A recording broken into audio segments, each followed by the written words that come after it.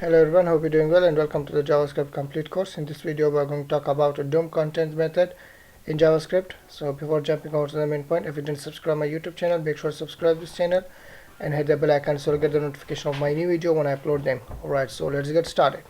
So DOM content method is used whenever you want to find out the child by using its parent element's ID. So let's suppose here you can see here we have a div and I give it outer name, and inside this div I have three other elements, and let's suppose I want to find out the element with the name of inner. That time I can use, and contents method has a two value, true or false. So now let's jump over to the exercise file and we will practice this.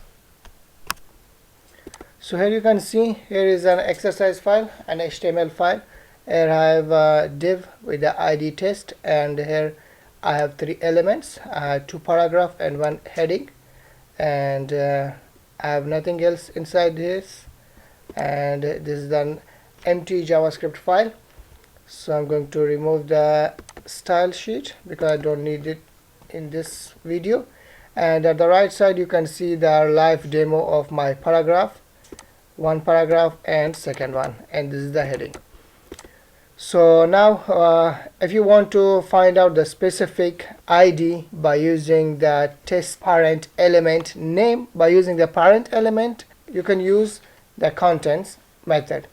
So now let's practice this inside the JavaScript. First, what I'm going to do, I'm going to create variables. So first I'm going to create an element, and this element will be parent element and document.get element by ID. So its ID is test. So first I'm going to specify the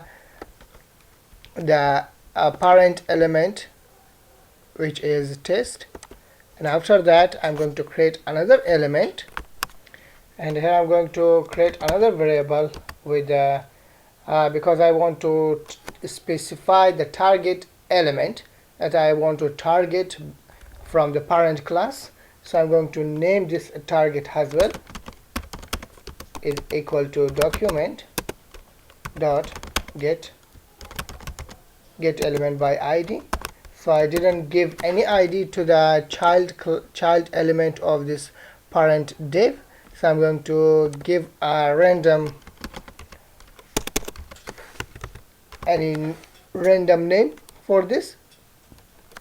So now we are going to use the find, and after that I'm going to create another variable with the name of find. So what I'm going to do here, I want to find out the ABC element from this test element. So I'm going to test here whether the ABC, any element with the name by the name of ABC exists in this parent class or not. So for this, what I'm going to do, I'm going to say find out from parent element, and after that I'm going to use contents. Here you can see with the lowercase c, and inside this contents I'm going to pass so I'm going to type the target.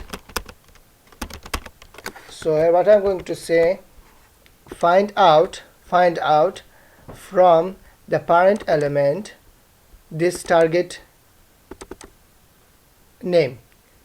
So here this will search inside this parent element, which is test, to find out this ABC ID. So let me console this. So I'm going to console find. That's it. So now when we save this, let's right click,